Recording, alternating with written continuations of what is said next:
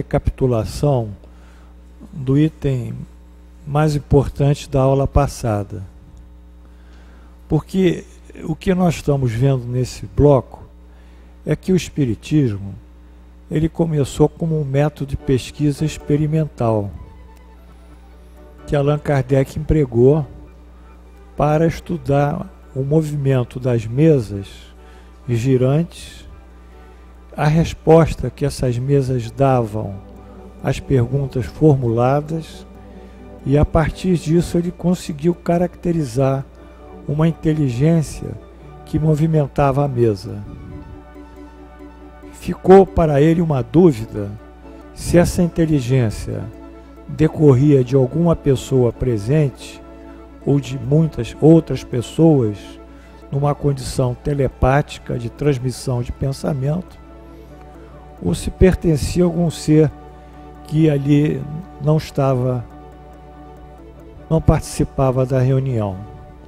Porém, ao longo dessa experimentação, ele verificou que essa própria mesa respondia a ser um princípio inteligente, que ele inicialmente denominou, depois um ser incorpóreo e finalmente ganhou o nome de espírito. Então, nós não podemos dissociar a criação do Espiritismo da ciência. Allan Kardec, para fazer essa pesquisa experimental, ele, de uma certa forma, é herdeiro de todos os grandes cientistas que o antecederam. Ou seja, ele é herdeiro do Francis Bacon, que estabeleceu o método experimental, ele é herdeiro de Descartes, que estabeleceu a crítica e a metodologia no seu discurso do método. Ele é herdeiro de Newton, Isaac Newton, na relação das grandezas das forças. Enfim, ele foi muito claro ao dizer que se as mesas ficassem apenas em movimentos, essa movimentação seria âmbito da física, de uma área da física que nós chamamos cinemática, que estuda o movimento dos corpos. Porém, como a mesa, além de se movimentar, dava respostas inteligentes, ele viu que por trás disso havia um outro fenômeno, um fenômeno que ia além da movimentação da mesa, e esse fenômeno foi realmente a inteligência do espírito. E para estabelecer essa ligação, nós diríamos mais científica, ele buscou um axioma que é uma proposição na matemática que nós não precisamos demonstrar como teorema, uma equação ou um problema, que é uma verdade em si mesma. Então ele se assentou no axioma que diz: toda causa gera um efeito, toda causa inteligente gera efeitos inteligentes. Então é a partir desse fato que nós vamos pedir aqui ao nosso irmão, me esqueci o seu nome? Leomar? Leonardo, é do meu sobrinho, vai Leonardo? Então, Léo, todo Leonardo vira Léo. Então, aqui a gente falou da metodologia própria de pesquisa que Allan Kardec criou para os fenômenos espíritas, porque ele teve que adaptar o método de observação experimental a esse fenômeno que não era um fenômeno físico. Então, ele criou o que nós chamamos a pesquisa dos fenômenos espíritas, o método espírita de pesquisas desses fenômenos. Vamos andando, Léo, subindo. Então, o que ele viu o seguinte, que enquanto nós temos um fenômeno qualquer, aqui é um fenômeno químico, uma reação de uma base, hidróxido de sódio, com ácido clorídrico, dando um sal, cloreto de sódio e água. Então, o que gera essa relação da base com ácido? É uma camada de elétrons que vão se interligar, a camada mais exterior, de acordo com a valência do sódio, do oxigênio, do hidrogênio, esse hidrogênio é com H, aqui hidrogênio Então essa troca de íons, de elétrons, é que vai formar uma nova substância. Então há uma lei regendo essa troca de íons e de elétrons para formar a substância. Essa é a lei. Muito bem. Mais acima, aqui, ou melhor, descendo, o que Allan Kardec viu? Que no fenômeno espírita, em que ele foi observando, que remontou a causa do que se movimentava, e ele chamou de elemento espiritual, né? Ele, princípio inteligente, né? Elemento incorpóreo, ele verificou o quê? Que o fenômeno da mesa que girava era o mesmo da inteligência. Isso foi muito importante. Vamos andando. Então, enquanto num fenômeno material comum há uma inteligência intrínseca, quer dizer, que movimenta o fenômeno, como a queda de um corpo, é uma lei, é a lei da gravitação universal. Então, entre a queda do corpo e a lei há uma diferença, porque o corpo cai, mas quem rege a queda é a lei, e essa lei é a inteligência do fenômeno.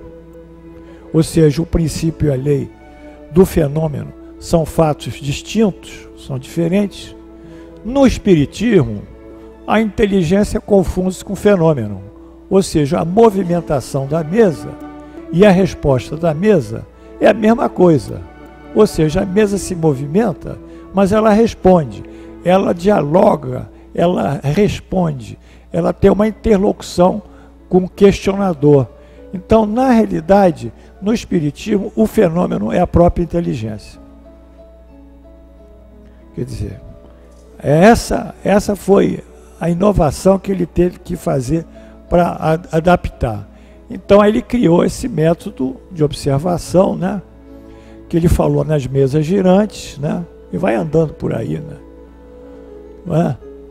E se os fenômenos tivessem ficado adstritos ao movimento dos objetos, seria âmbito das ciências físicas.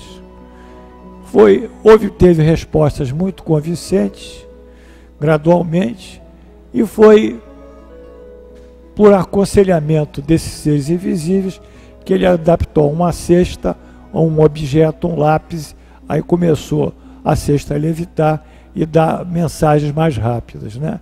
E esse conselho, como todo fenômeno importante no espiritismo, ele é dado em diversos centros, na América, na França, foi simultâneo em outros países, né? Bom, fomos andando então, com isso ele cumpriu a primeira etapa de observação do método experimental, né? E viu uma coisa importante, ele disse, as mesas girantes são como a maçã de Newton, que na sua queda encerra o sistema do mundo. Para ele, as mesas girantes, isso é uma citação da Revista Espírita, era justamente o ponto fundamental de ele iniciar a pesquisa espírita. Então vocês estão vendo que a história do espiritismo, ela começa com uma ciência. Não é essas coisas milagrosas de espíritos falando aqui e acolá, não é isso. O espiritismo não é isso. Isso aí é uma forma de comunicação de espíritos, mas o espiritismo, como algo fidedigno, não tem essa maneira. Então, o que ele concluiu? Que quando nós temos um método experimental, nós formulamos uma hipótese. Se a maçã cai, nós formulamos a hipótese, né, da queda da maçã ser atraída pelo centro da Terra. Mas no espiritismo, nós temos que ter uma comprovação dos fatos, que eles já veem os fatos. Nós não temos que formar hipótese aqui. No espiritismo, os fatos já se apresentam, ou seja, já existem, né? Então, nós temos que abrir esses fatos e não mais formar a hipótese, né? Então, ele disse aqui, a razão diz que um efeito inteligente há de ter como causa uma força inteligente. E os fatos são provados que essa força é capaz de entrar em comunicação com os homens por sinais materiais. Os sinais materiais são os fenômenos. Aqui está a causa inteligente gerando o efeito inteligente e a causa é uma causa exterior, né? Bom, ele foi andando, né? E ele criou métodos de diversas formas, né? Que a gente viu, né? a gente pode conseguir, né? Vamos lá, no gráfico que é mais rápido, né? Então ele primeiro fazia a pergunta ao médio 1, médio 2, médio 3 e o médio N, essa mesma pergunta, e ele tentava, enfim, comparar as respostas obtidas, né? Então esse método de aleatoriamente se perguntar a diversos médios em que um não conhece o que foi perguntado o outro é chamado randomização. Quando nós perguntamos alguma coisa a um médium, nós temos que às vezes perguntar 2, 3 médios. Não é como chegar numa sala onde tem médios incorporandos e achar que eles vão dar a resposta. Isso não faz parte do espiritismo, como foi legado pelos espíritos superiores. São inovações, mas sem base científica, né? Então o primeiro método dele foi a randomização. Depois ele pesquisou em diversos lugares essas respostas, em países e idiomas, como a Inglaterra, Bélgica, Rússia, Itália, Alemanha, Estados Unidos, porque ele falava de muitas línguas, e isso é chamado multicentrismo, né? Então ele diz o seguinte: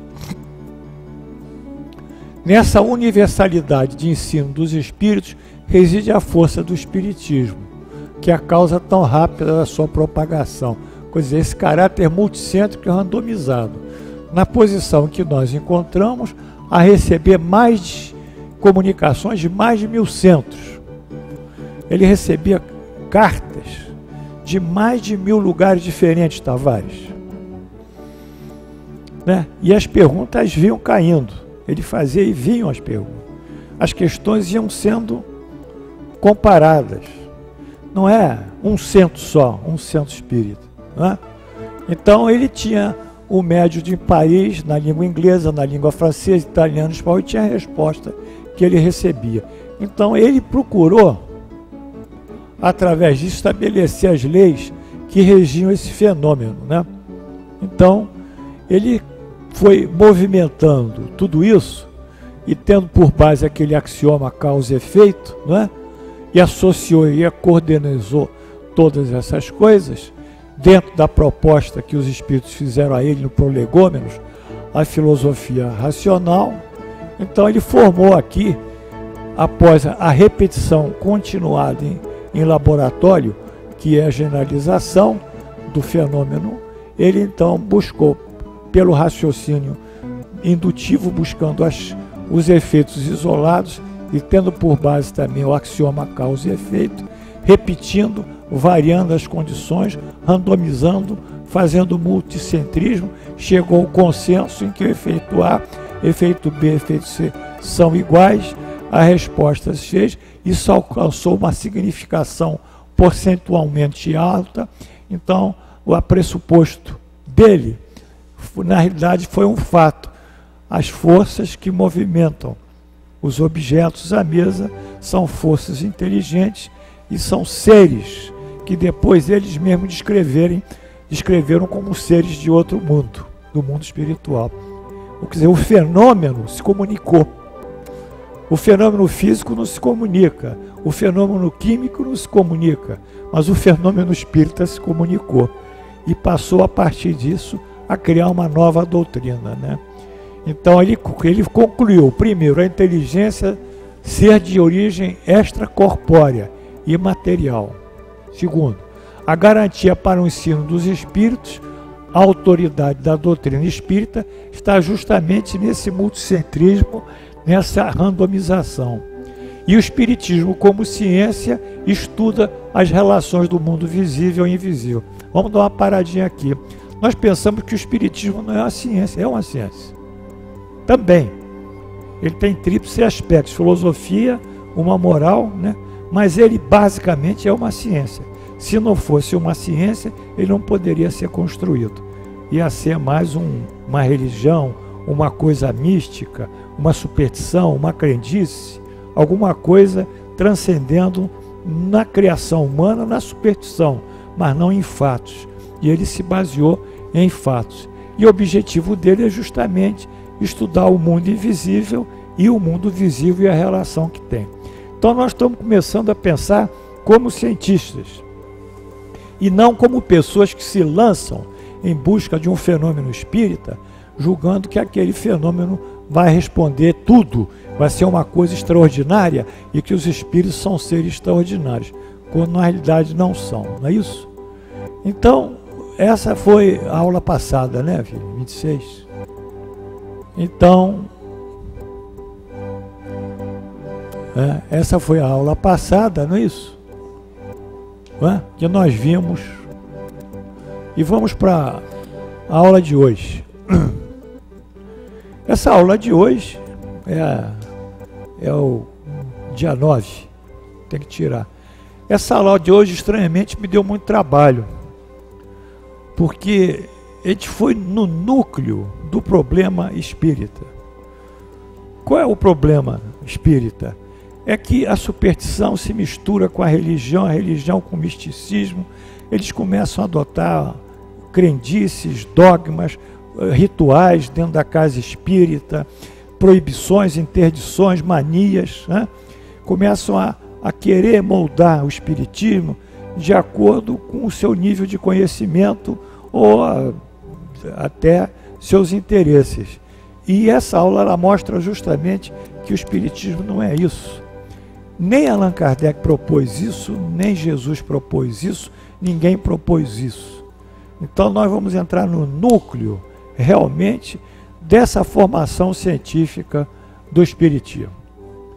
Então é uma aula muito bonita e eu espero que vocês gostem, né? Porque ela realmente me deu muito trabalho, eu não sei porquê, eu tenho facilidade, mas eu tive que escrever 3 vezes essa aula. Então a aula começa com as contribuições do espiritismo à filosofia. Por quê? Porque ele descobriu o mundo incorpóreo, né? Então, a partir da descoberta do mundo incorpóreo, vai ter um novo referencial, como a descoberta da queda da maçã por Newton, da força da gravidade, deu um novo de referencial. Não é mais Deus que está gerando todo o universo, gerindo todo o universo, as coisas. Há uma lei, que é a lei da atração dos corpos, né, e das massas. Então, à medida que a ciência foi tomando esse lado religioso para o lado científico, ela foi destruindo os dogmas, as crendices e as superstições. Então, assim como Newton revolucionou o mundo com um novo referencial do movimento dos corpos e atração das massas, assim como o próprio Galileu, né, coitadinho velhinho, teve que morrer numa prisão domiciliar porque ele disse que a Terra não era o centro do mundo, né? Hoje tem uma exposição, até parece no próprio Vaticano, em algum lugar, mostrando, coitado, o auto de fé que ele foi submetido pela Inquisição.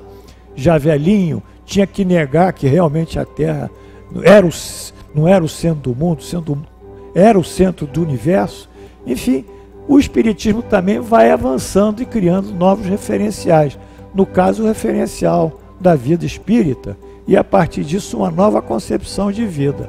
Então ele tem que contribuir para a filosofia, né? Mas nessa contribuição ele tem a primeira fase, que é a fase que nós chamamos da pesquisa científica, né?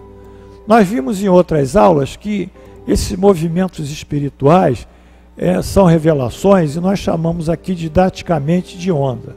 A primeira onda de revelação espiritual foi a onda mosaica, que se limita aos 10 mandamentos. O resto que Moisés escreveu foi a pessoa Moisés, mas não foi o espírito tutelar, não foi a presença de Deus ali. Depois veio a segunda onda em Jesus, que caracterizou bem os seus evangelhos, a lei do amor, do perdão, etc. E a terceira onda foi a onda trazida pelo Espiritismo. Então, nesse momento, nós entendemos que as 2 primeiras ondas espirituais, a mosaica e a crística, foram nitidamente religiosas. 10 mandamentos e os evangelhos foram nitidamente religiosas, tipicamente morais. Essas ondas chamadas revelações. Portanto, Allan Kardec chama essas ondas que tem como representantes ou prepostos revelações divinas. Então há dois tipos de revelações: a revelação divina, que pode ser espiritual ou que pode ser científica. Isso está no livro A Gênese. De qualquer forma, Moisés e Jesus foram reveladores divinas. Então ele cita aqui: o caráter essencial da revelação divina é ela ser eterna, é da eterna verdade. Toda revelação eivada de erros ou sujeita a modificações não pode vir de Deus. Está claro? O que Deus estatui é absolutamente imutável. O que o homem estatui muda de época para época. O que o indivíduo acha que o espiritismo é, se não for consoante aquilo que é ensinado pelos espíritos e vem de Jesus nessa terceira revelação, vai ser mudado, não tem como. Bom, o Cristo e Moisés foram os dois grandes reveladores na sua missão divina. Na terceira onda, no espiritismo, ele vai aplicar o método de observação espírita experimental, que é aquele método já adaptado do método de observação experimental. Portanto, a terceira onda, ela tem um efeito de pesquisar para consolidar os valores filosóficos, que são os ensinamentos filosóficos do espírito, e mais tarde morais, e vão realmente reproduzir tudo que Jesus disse no conteúdo evangélico. Então a terceira onda, o efeito de pesquisa, como pensamento, ela vai se iniciar com o pensamento científico, e daí vai se dobrar na filosofia espírita e no espiritismo. Então está o gráfico aqui. Vamos desligar o celular, olha o gráfico aqui. Pode subir? Olha o gráfico aqui. Evolução do pensamento espírita. Ele começa com o pensamento científico. Se vocês não entenderem isso, vocês vão ter uma noção incompleta do espiritismo. Se eu não entender isso, eu não posso entender o espiritismo. E durante muitos anos eu pratiquei o espiritismo pelo lado do fenômeno, sem entender efetivamente a evolução dele. Só mais tarde que eu vim ver essa dinâmica, que já está na Gênese, que é o livro principal sobre isso, do Allan Kardec. Então, ele começa com esse pensamento científico, que é a pesquisa. A resposta dos espíritos dão um caráter filosófico, são as respostas.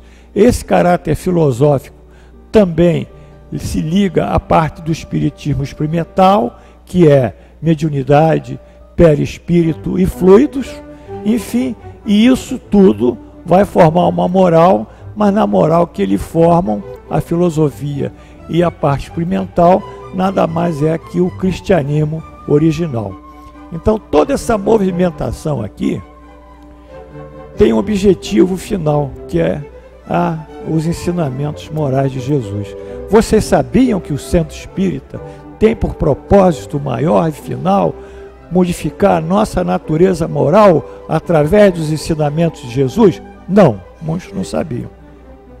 Muitos acham que o centro espírita apenas se atém ao assistencialismo, às curas, à ajuda material, à medicina filantrópica, e isso realmente é uma caridade. Mas a essência do espiritismo é a chamada caridade moral, que é a modificação moral nossa, a transformação nossa em pessoas que amam e que só praticam o bem. E quem só pratica o bem é naturalmente caridoso. Então, o objetivo maior do espiritismo é voltarmos a Jesus. E isso as pessoas não entendem, porque tem que estudar e as coisas não são fáceis. Está aqui a evolução do pensamento. Vamos andar mais um pouco? Agora, a revelação espírita, ela tem duplo caráter, diz Allan Kardec. É uma revelação divina e revelação científica. Ou seja, ela tem esses duplos caráteres. Ela, como revelação moral divina, ela por força de Deus, ela providencia o aparecimento dos espíritos, dos fenômenos espíritos. Ela não vem pelo homem, ela vem por algo que o homem jamais impensou, que são as mesas girantes e as respostas das mesas girantes. E os pontos fundamentais que os espíritos transmitiram, encarregados por Deus de esclarecer os homens acerca das coisas morais que eles ignoravam e não podiam aprender por si mesmos, também dos fenômenos materiais, espirituais e etc, etc. Então essa primeira onda, como revelação divina, moral, ela tem esse caráter ser trazido o espiritismo ou trazer o espiritismo para o mundo. E na segunda onda, que é aqui a segundo caráter, melhor dizendo, primeiro e segundo caráter, esse ensino que privilegiaria o homem, mas que a todos modos, porque os que recebem não são passivos, dispensados de um trabalho de observação e de pesquisa. Nesse segundo caráter do espiritismo, tem que estabelecer um sistema científico de pesquisa. Por quê? Porque o homem não pode renunciar ao raciocínio e ao livre-arbítrio, porque não lhes é interdito o exame, mas ao contrário, recomendado. Enfim, porque a doutrina não foi ditada completa nem imposta à crença cega, porque é deduzida pelo trabalho do homem, da observação dos fatos que o Espírito lhe põe sob os olhos e das instruções que lhe dão, instruções que ele estuda, comenta, compara, a fim de tirar as suas conclusões e explicações. Então, a revelação espírita, que é uma revelação divina, ela tem um duplo caráter, o espiritual e o científico. Vocês sabiam disso? Não. Ninguém sabia disso. Então, o que vai acontecer? Só vamos cair para o lado religioso, não é? Vamos com as nossas heranças católicas, né, que vão subir, né, heranças espirituais, no nosso consciente espiritual, nós vamos fazer um neocatolicismo dentro do espiritismo, né, por ignorar o estudo.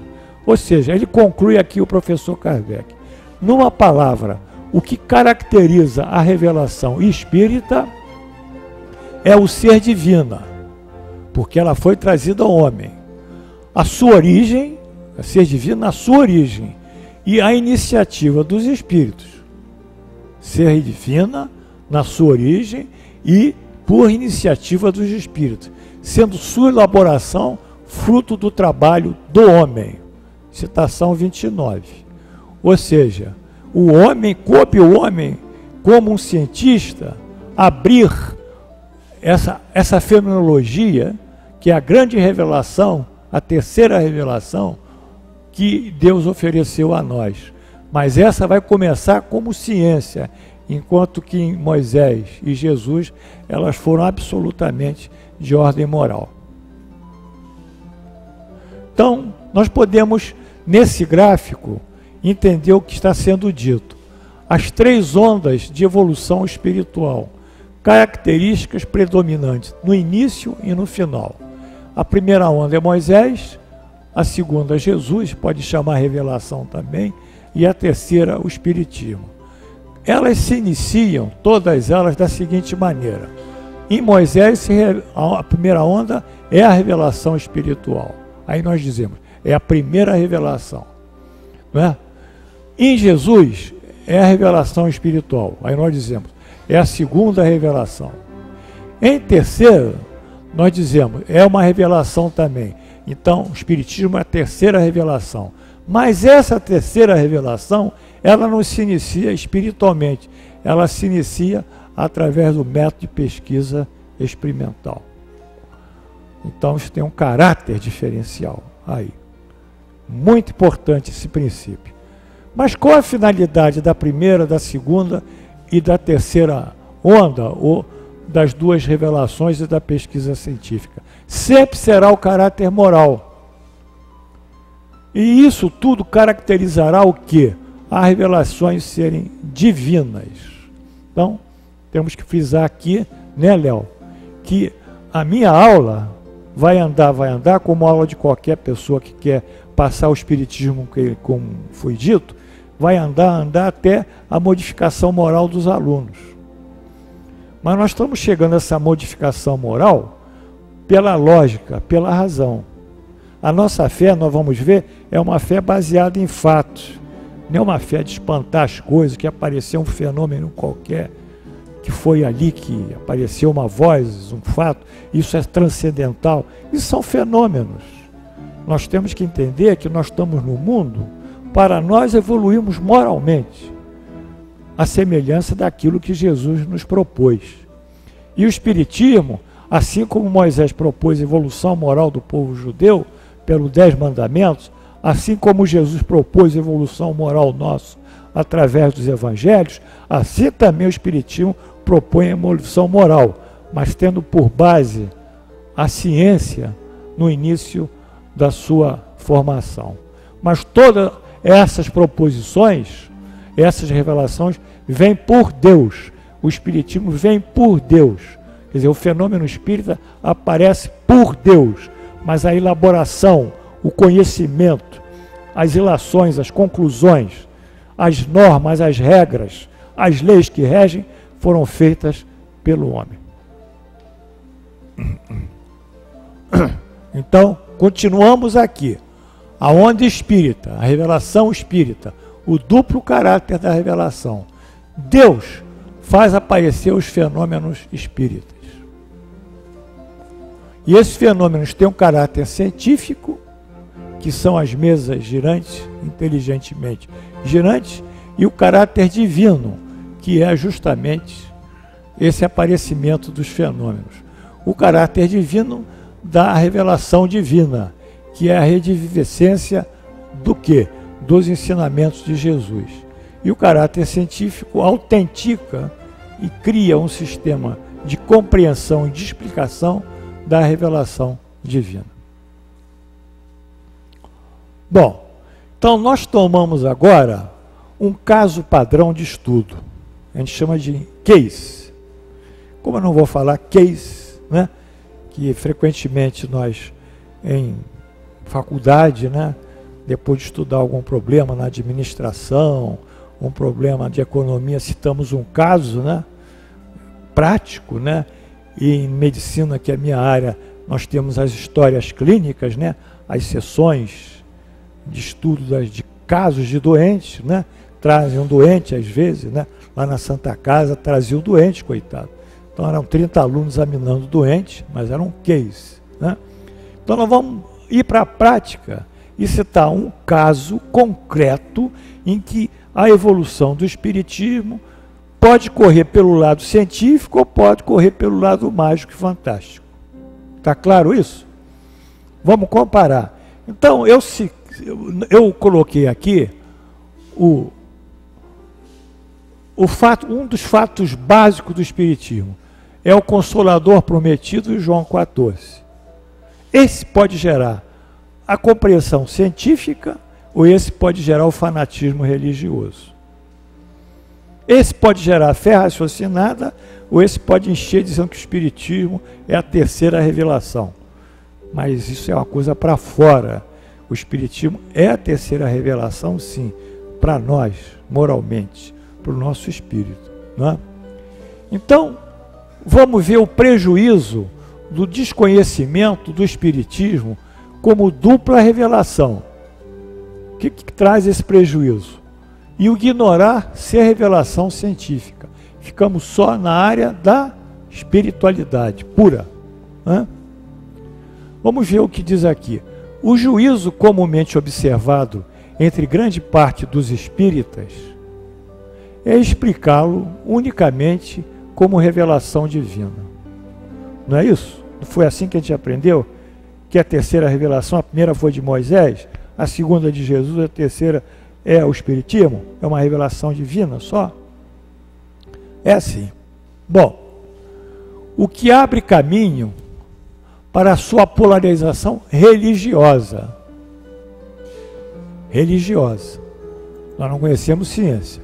E, consequentemente, tomando por base o Consolador, tipo de anunciação profética em que fundem a religiosidade herdeira das melhores tradições católicas.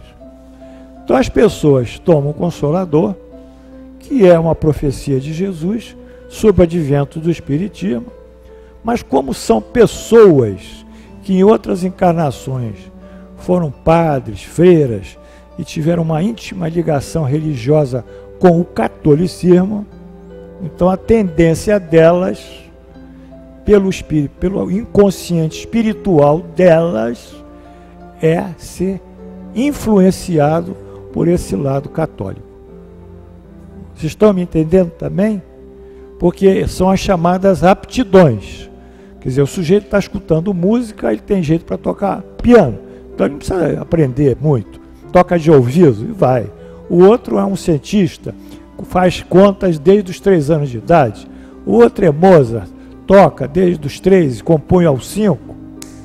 Não é? Por quê? Porque todos eles tiveram em vidas passadas a experiência e praticaram esses conhecimentos. Então, quando eles reencarnam, é fácil.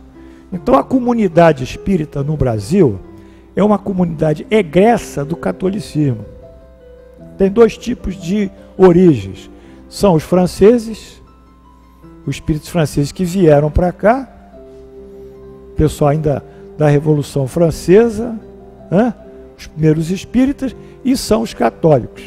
Então é uma oportunidade que esses católicos, que formam uma boa parte da casa espírita, estou falando de uma maneira geral, eles têm uma condição de modificar os seus conceitos e adotar o clima de liberalidade e de, eu diria, de autodeterminação que o Espiritismo oferece. Bom, então o Consolador, quando colocado na mão deles, que ainda tem esse problema da religiosidade, tradição católica dentro deles, vocês vão ver isso em muitos centros espíritas, cantam hinos, usam roupas, têm cerimoniais, não é isso? Mas não são espíritas, são espiritualistas, né? Bom, a partir desse pressuposto equivocado, formam-se qual rio de diversos braços que se dizem espíritas, porém de fato são espiritualistas. Então, dentro do espiritismo, nós temos N correntes que não são espíritas, mas são espiritualistas. Por quê? Porque tem essa coisa atávica, essa coisa de vidas passadas, e tem a ignorância do processo de evolução do pensamento espírita. Não que o Consolador seja o prenúncio do futuro aparecimento do Espiritismo como obra de Deus. Jesus como o responsável e gestor por sua maior criação. Não. O Consolador é tudo isso. Ele é o prenúncio do Espiritismo, ele é o responsável, Jesus, pela criação. Né? Mas a polarização religiosa irá se assentar nos fenômenos espíritas. Aí que eles começam a se perder. Tá claro? Quando eles começam a supervalorizar o fenômeno, em detrimento do pensamento, da lógica do estudo, eles começam a voltar ao quê? Ao igrejismo. Tá? Aqueles nichos onde estão lá os santos, direitinho. Temos que acender a vela para os santos. Eles voltam àquela herança do passado, ao milagre do santo que cura, a Jesus que curava. Então vão se fixando nos fenômenos e nos sinais extraordinários, milagrosos. E o que acontece? A cabeça fica entupida, entope a cabeça, não pensa mais, é levado por aquele sentimento religioso. Isso radicalizado ainda hoje é o fundamentalismo em muitas religiões, não é? Se assenta nos fenômenos espíritos, aí tomando-os por milagres, quer dizer, o fenômeno é um milagre, é uma produção sobrenatural, é o extraordinário, é um claro sinal da interferência do mundo espiritual, cujos espíritos, diga-se de passagem, não são sempre confiáveis. Os fenômenos espíritas, que estão submetidos a leis espíritas, ou leis espirituais, como as leis físicas, estão submetidas, os fenômenos físicos, às leis físicas, Não são milagres. Um dia isso vai acontecer, nós vamos conhecer. Não vamos conhecer. Para o índio, um avião voar é um milagre, porque ele não sabe o fenômeno da sustentação do ar. Porque ele é ignorante. Caramuru, quando veio para cá, quando deu o primeiro tiro de bacamarte, explodiu, todo mundo disse, o nome dele não era Caramuru. Quem se lembra o nome do Caramuru aí que eu esqueci? Lembra? Hein? Diogo Álvares de Souza. Eu acho que é. Era Diogo Álvares de Souza, mas como ele deu aquele tiro com o bacamarte, pum! Aí todo mundo disse, Caramuru, Caramuru, Caramuru é o deus lá que explodia dos índios lá. Isso foi em Fortaleza, foi no Ceará. Então o fenômeno para nós sempre terá o caráter de milagre, desde que nós não possamos explicá-lo. Assim, ao longo da evolução do pensamento humano, né? Da fenomenologia espírita, a que mais empolga o que começa, o espiritismo, ou os antigos já culturalizados, essas ideias milagreiras, é a materialização dos espíritos. Realmente, isso aqui foi estudado por Crookes, foi estudado por Bozano, foi estudado por uma série de cientistas no fim do século XIX, início do século XX, essas materializações luminosas, foi uma coisa fantástica, tão fantástica que gerou uma nova ciência chamada metapsíquica. Metapsíquica. E teve uma grande evolução de pesquisa na Inglaterra, pela revista Light. Então, essa materialização é o que mais toca os indivíduos. Porque o espírito se materializa, o perispírito dele aparece como luz, ele dá efeito físico. Então, isso é algo extraordinário. Bom, como é um aspecto espetacular a materialização, ela emociona o indivíduo, cria um estado afetivo tão apaixonante, cujo efeito é formar a chamada fé cega, aquela que não tem lógica, a razão. Aí ele começa a submeter ao fenômeno, sem saber exatamente o que ele é. E que o que é dito para ele, desde que o fenômeno ocorra, é elevação, é o acme, é o ponto maior do espiritismo. Na sequência, aparece o fanatismo religioso fenomênico, da fé cega, que é impeditivo de argumentação lógica, pelo seu caráter passional, temperamental.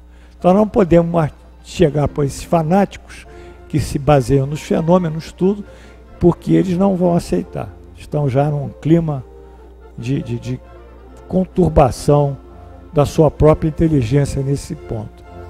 Com isso, o homem perde o que tem de mais precioso para promover o seu destino, o livre-arbítrio.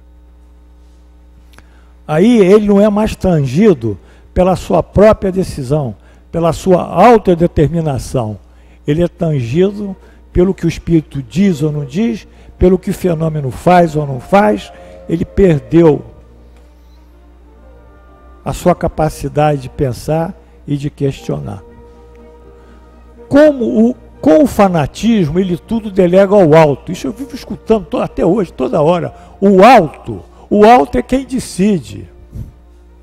Teve um problema lá em Teresópolis esses dias, tem uma casa que eu ia, eu falei, a moça lá, eu sempre ajudei essa casa. Vamos lá tiver essa casa. Ela disse, professor, a gente está brigando aqui e a gente não sabe o que fazer. A diretoria cindiu. Eu falei, bom, né, Wilson? Isso não é novidade, né? Diretoria cindiu, né? Todo mundo é gente, né?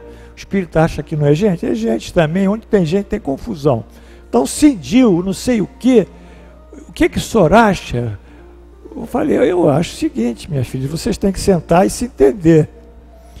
Não, mas vai dar confusão, vai dar mais briga, então.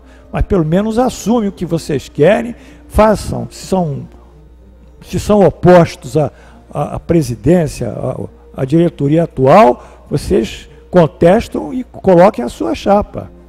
Não, nós vamos esperar o alto decidir. O alto. O alto. Quantas vezes eu ouvi isso e quantas vezes você ouve isso?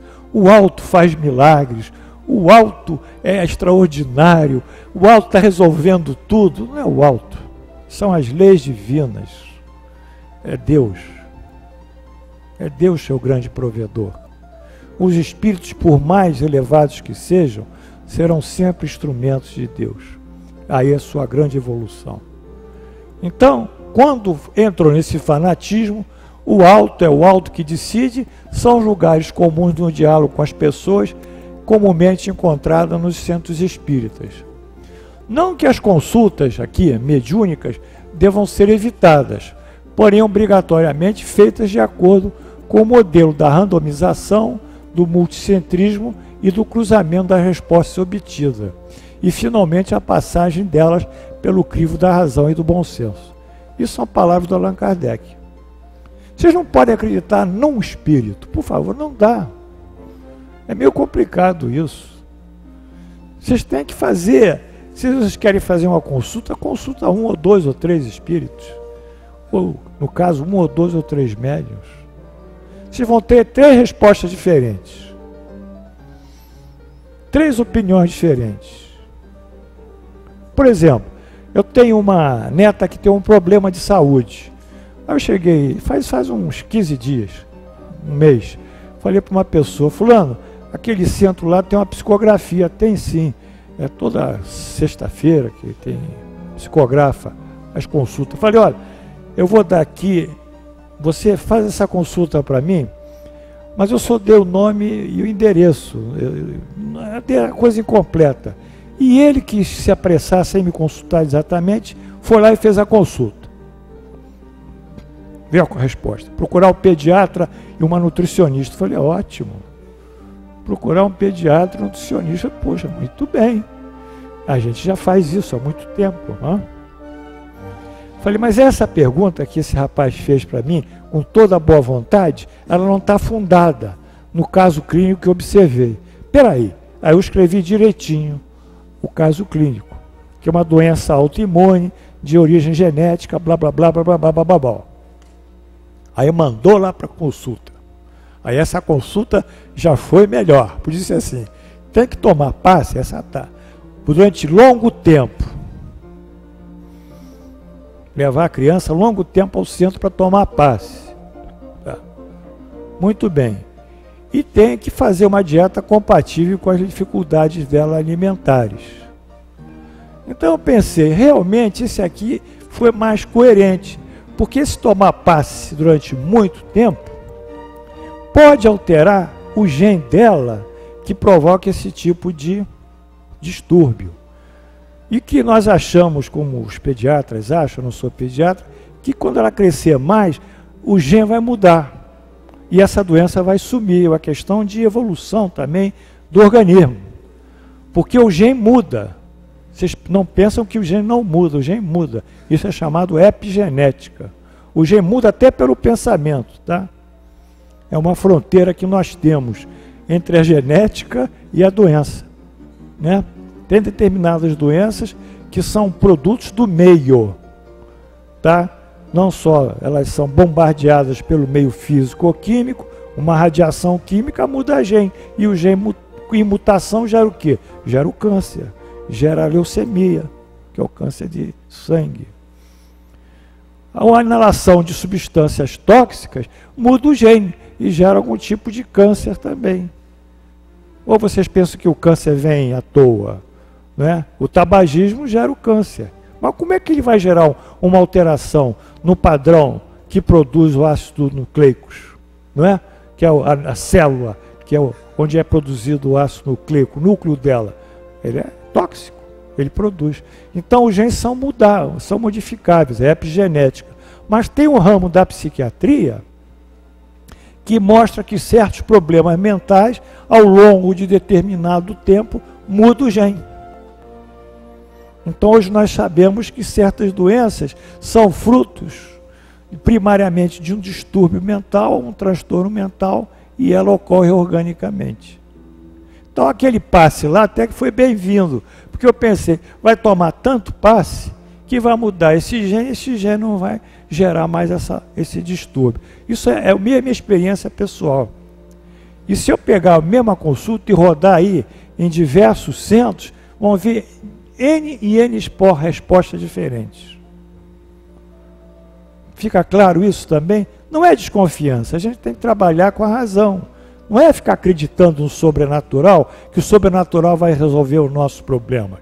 Se ele resolvesse o nosso problema, nós não precisamos do livre-arbítrio, nem precisamos viver no mundo. As coisas seriam magicamente resolvidas. E nem precisávamos da prece, porque o sobrenatural resolve. Então, o que acontece nessa situação é que esses centros, a partir disso, criam um sistema de rituais, sacramentos, né, e condutas dogmáticas.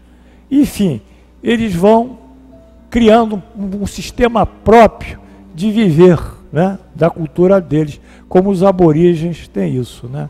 Mas se eles seguissem a fé racional isenta de preconceito de espírito e sistema, como propõem os espíritos superiores no livro no Prolegômenos, que é o prefácio do livro dos espíritos, eles chegariam à fé raciocinada, que se baseia em fatos, em que Allan Kardec diz que fé inabalável só é a que pode encarar de frente a razão em todas as épocas da humanidade. Essa aqui não muda, porque essa aqui está baseada em fatos. Se a razão muda, os fatos mudam, a fé também muda. Vamos lá. Então, está aqui os vícios dessa falsa concepção de espiritismo, a concepção polarizada na religião. Ou seja, o modelo de revelação espiritual que nós estamos usando é o Consolador Prometido, que é o espiritismo com um caráter único de revelação espiritual, ou seja, só a parte religiosa, ignorância da pesquisa, exclusão da lógica e da razão, estado afetivo e sentimentalismo, emoção, a fé cega, a decorrência da fé cega é o fanatismo, vamos andando aqui, e o fanatismo gera os dogmas, os sacramentos, comportamentos afins, os mitos, etc, etc, etc. Está aqui, entupiu o cérebro do indivíduo. Quando nós temos uma atitude científica e temos o duplo caráter da revelação espiritual e científica, aplicamos uma pesquisa, como Allan Kardec aplicou, um conhecimento lógico racional, fazemos a constatação dos fenômenos, então a nossa fé está baseada em fatos ou fenômenos, e ela também tem explicação dos fenômenos, é a chamada fé raciocinada. A nossa fé tem que ser raciocinada. Então aqui tem a citação do Consolador. Porém, o Consolador, meu Pai enviará em meu nome, vos ensinará todas as coisas e vos fará recordar tudo o que tenho dito. João 14, 26. Vos ensinará todas as coisas. Vejamos que o professor Kardec diz: se, portanto, o Espírito da Verdade tinha de vir mais tarde e ensinar todas as coisas, é que o Cristo não dissera tudo. Tá certo? Ele não disse tudo, se vem ensinar, não é? Quem ensina, ensina algo que ainda não foi aprendido. Né? Vos fará recordar tudo que tenho dito. É a citação 32, tá? Para quem quiser ver, isso aí é do Evangelho segundo o Espiritismo. Depois eu vou dar as referências. Vos fará recordar tudo que tenho dito. Se ele vem lembrar o que o Cristo disse, é que este disse, o que este disse foi esquecido ou mal compreendido. Quer dizer, esqueceram, e realmente esqueceram.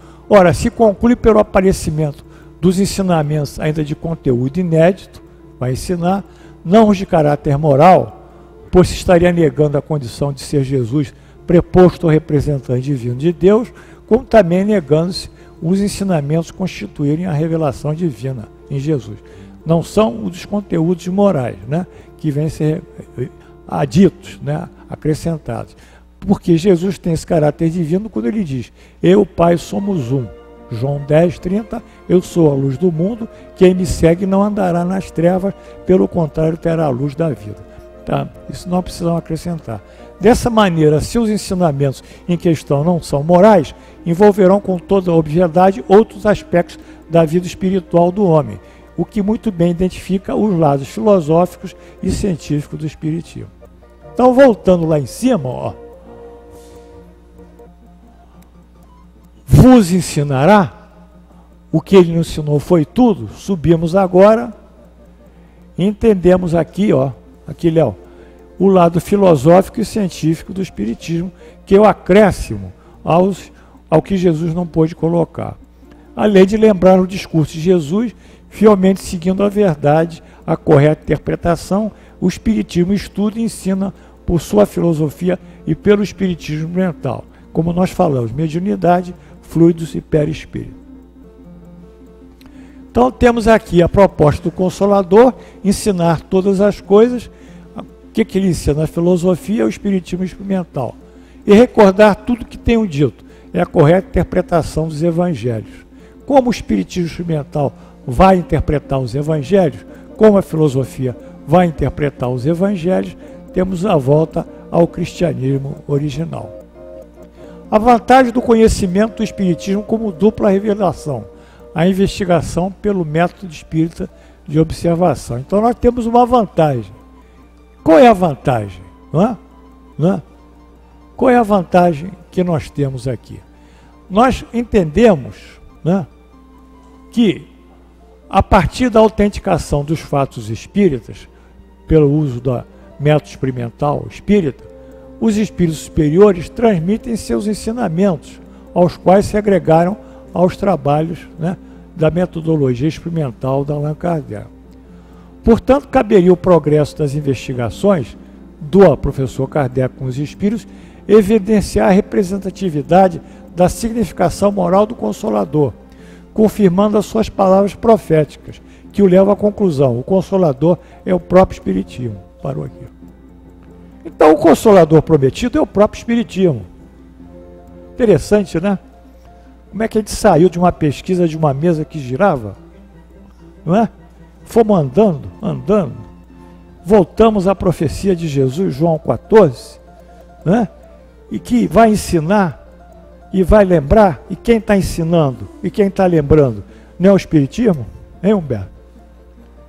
Voltamos ao Consolador, mas não voltamos naquele fanatismo religioso, naquela coisa assim, medieval ainda. Voltamos pela lógica, pelo raciocínio. Agora, o desconhecimento da investigação espírita vai dar aquela falsa concepção de espiritismo, e a pessoa vai ficar com um artigo da fé cega, falando em Consolador, falando em terceira revelação, etc, falando em materialização, falando em fenômeno, falando em comunicações espíritas, esquecendo o que Jesus propôs. Bom, vamos concluir então. Quando houver o real estudo e entendimento do Espiritismo, considerando seu duplo caráter de revelação divina, espiritual e científica, os que até hoje tão somente compreendem como religião, ficarão na posse do Espiritismo ser. Quer dizer, essas pessoas que entendem como religião, elas não são culpadas, elas são ignorantes.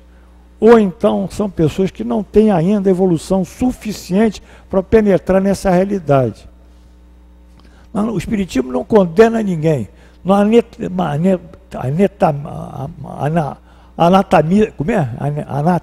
anatemiza ninguém. Ele propõe que nós pensemos com lógica e com razão. Se eles estão assim, deixa eles lá, não é, Jorge? Deixa lá, são filhos de Deus, nós respeitamos, né, as diferenças, né? Nós temos amor por todos, né? Nós temos que viver nesse clima de amor sempre. Nós não queremos criticar ninguém, não queremos condenar ninguém.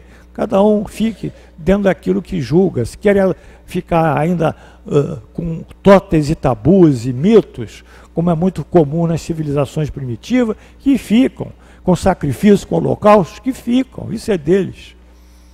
Agora, nós temos que pensar, se nós tivermos condições para isso, de pensarmos como os espíritos superiores ofereceram o espiritismo ao professor Kardec.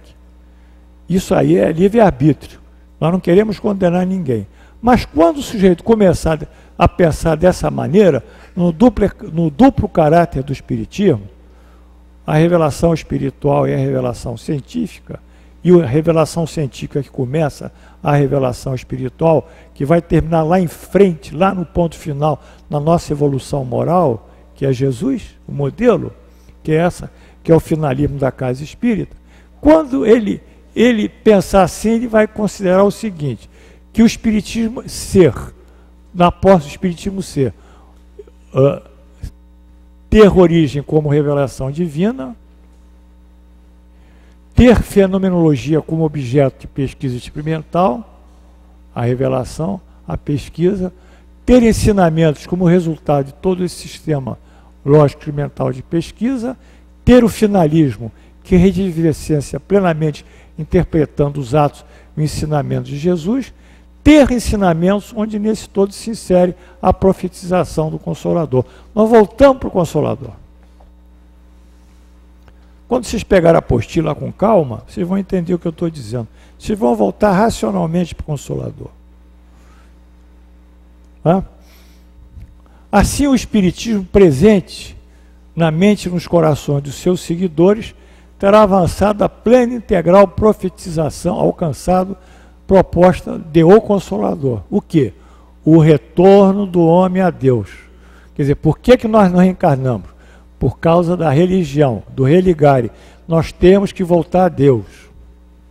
Nós temos que voltar ao conhecimento do amor como lei divina superior. E a prática desse amor por meio de sentimentos e virtudes, todos viventes em nosso espírito, que é a caridade espiritual.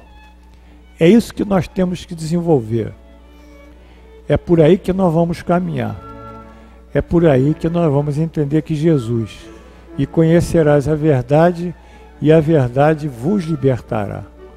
Então, quando nós tivermos toda essa grandeza espiritual dentro de nós, amando, tendo essa devoção a Deus, sabendo ser tolerantes, beneficentes, benevolentes, perdoarmos, sermos indulgentes, nós vamos ganhando uma liberdade espiritual incrível. Nós não teremos ciúmes, não teremos inveja, não condenaremos aqueles que ficam na materialização ou na fenomenologia. Entenderemos que cada um está exatamente no lugar que a sua capacidade evolutiva alcança. Assim como tem um côndor que voa alto, lá em cima, onde o oxigênio é rarefeito, aqui embaixo tem o pardal com seu voo raso. Mas o côndor e o pardal são pássaros e todos filhos da criação de Deus. E ao entendermos isso, entendemos que a caridade espiritual que nós desenvolvemos pode passar em momento para a caridade material assistencial. Aí nós faremos a nossa filantropia material, assistencialismo, tudo isso que depende da parte material, faremos essa filantropia por amor. É diferente. Por amor. É diferente. Você fazer porque você acha que é um dever ser filantropo, é um dever de cidadania, o dever é o consentimento da razão. É louvável, né? Você colaborar com uma ONG, vou trabalhar numa ONG, é louvável. Mas se você acha que isso é um dever social, mas se mais do que o dever, você acha que isso é um sentimento teu de passar por outros um clima de amor e de ser feliz com a felicidade deles, então você já desenvolveu a caridade espiritual e agora passa para a caridade material. Então, a verdadeira caridade é aquela que você faz com você mesmo, não com a moeda só. Mas você pode dar a moeda, desde que ela signifique um sentimento seu. Mas dar a moeda para dizer, toma a moeda aqui, eu fiz essa doação, eu quero que tenha uma placa que apareça o meu nome como doador, eu quero ser importante porque eu estou financiando isso e aquilo, isso realmente não tem nada a ver com o sentimento de caridade espiritual. Então nós terminamos essa aula, e essa aula atendeu o ponto crítico, e que vocês entenderam na síntese que sem a compreensão exata do duplo caráter da revelação espírita, como do ponto de vista espiritual propriamente dito, moral, e do ponto de vista científico, se vocês não integrarem essa compreensão genética do espiritismo, que vai formar filosofia, o espiritismo experimental e vai formar lá na ponta o clima final, que é o lado moral, vocês então tenderão para um outro lado. O cientista de outras vidas se adstrará ao lado científico só. O religioso de outras vidas ficará preso e adeso só ao lado religioso. Mas aquele que entendeu a integração de tudo isso e agradece todo dia a Deus e a Jesus pelo advento do Espiritismo, por esse novo referencial que ele trouxe e essa nova colaboração à ciência, à filosofia, que nós vamos estudar, então nós teremos uma visão totalmente liberal, totalmente libertatória e totalmente feliz. Perdoaremos porque achamos que devemos perdoar, não que alguém está cobrando esse perdão. Doaremos por um sentimento de querer a felicidade e a alegria do próximo. Aí nós faremos a grande transformação moral, que passa primariamente pelo conhecimento e pelo estudo. Por isso que o Espírito de Verdade nos diz: eis que vos dou, não é, Dite, o novo ensinamento. Amai-vos. Eis o primeiro, amai-vos. Eis o segundo, instruí-vos. No Espiritismo encontra-se todo o cristianismo. Os erros humanos neles que existem, os erros neles que existem são de origem humana. Enfim, nós abranjaremos essa grandeza maior. Então, é isso que nós queríamos passar para vocês, esses princípios, com isso vocês vão voar alto, muito alto, e vão ser muito mais livres. Vamos agora à Ave Maria, a Milka. Roberto? Aí, Roberto.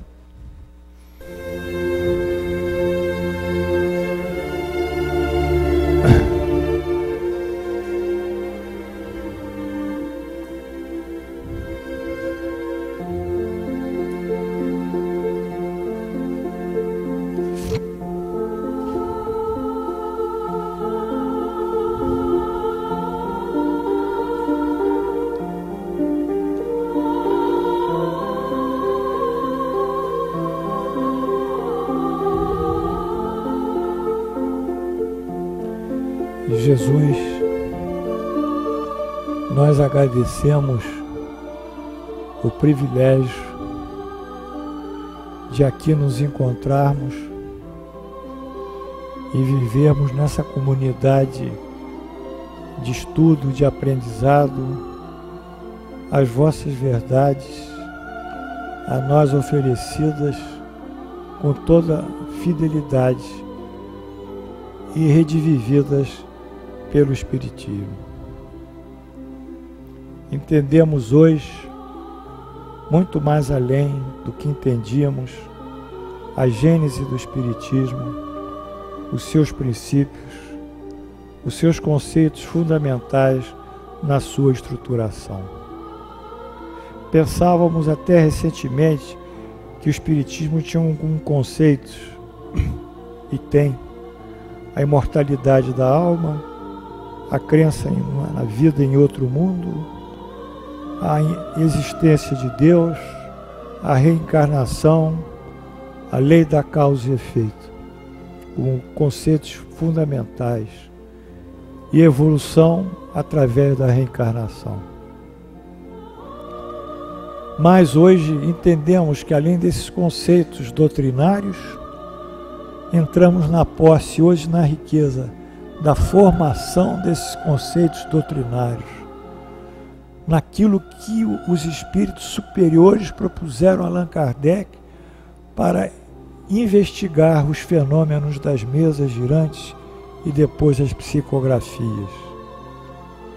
Aquilo que ele propôs, que o Espiritismo é estruturado dentro da duplo caráter, o caráter da revelação moral e o caráter da revelação científica. E que todo esse processo doutrinário, sem embasamento da lógica e da razão, oferecidos pela lógica científica, fica numa situação de paixão, de fanatismo, de fenomenologia. É um voo muito raso. Entendemos, portanto, que a grandeza de tudo isso que foi nos oferecido é compreendermos a linha de pensamento dos espíritos superiores, a edificação dessa linha e o florescer dela na filosofia, no espiritismo experimental e na moral do Cristo. Obrigado, Senhor, por essa aula e por esses ensinamentos. E assim, ao terminarmos, pedimos por todos os irmãos sofredores que sejam assistidos aonde se encontrem, aonde estejam em dor. E pedimos por todos esses irmãos que desencarnaram, que possam receber no mundo espiritual assistência e a misericórdia divina. Pedimos pelo irmão Edivaldo Radirez, desencarnado no dia 3 de abril, que o nosso irmão Edivaldo receba aqui a sua luz. Enfim, Jesus, há outros nomes aqui que parecem terem sido colocados: Jorge Menezes, Maria... o Jorge, nosso irmão. O Jorge, que é o companheiro, o marido da nossa querida Cremilda, que vai fazer uma cirurgia urológica. Que essa cirurgia seja um sucesso, Deus, lá na Santa Casa. Ô Jorge, nós amamos você e sentimos a tua falta. Pensa em Deus, pensa em Jesus. Você vai ter sucesso nessa cirurgia, vai recuperar a sua saúde. Vai, Jorge, vai fundo que você conseguirá com a sua fé e com a ajuda divina. Temos aqui também Lúcia Helena Souza, no Hospital da Força Aérea, CTI, Box 09, HFAG. Selma Cabral de Oliveira, 46 anos, Hospital Mário Leone. Essa irmã está com câncer, com diversas metástases. É um câncer ósseo e decorrente, provavelmente, de um mieloma múltiplo. É um caso muito sério, mas que haja o reconforto do mundo espiritual para nossa irmã, da qual devemos nos apiedar. Assim, em nome de Jesus e pela graça de Deus onipotente, elevamos o nosso pensamento na prece que nos foi deixada. Vamos todos juntos com muita alegria, porque a noite de hoje foi uma noite de luz para todos nós. Juntos, Pai nosso que estás no céu, santificado seja o vosso nome. Venha a nós o vosso reino, seja feita a vossa vontade, assim na terra como no céu. O pão nosso de cada dia dai-nos hoje. Perdoai as nossas ofensas, assim como nós perdoamos aqueles que nos têm ofendido. E não nos deixeis cair em tentação, mas livrai-nos do mal. Assim seja. Amém. Em nome de Jesus e pela graça de Deus onipotente, encerramos a nossa aula no dia 9 de abril do ano 2012, pela graça de Deus. Amém.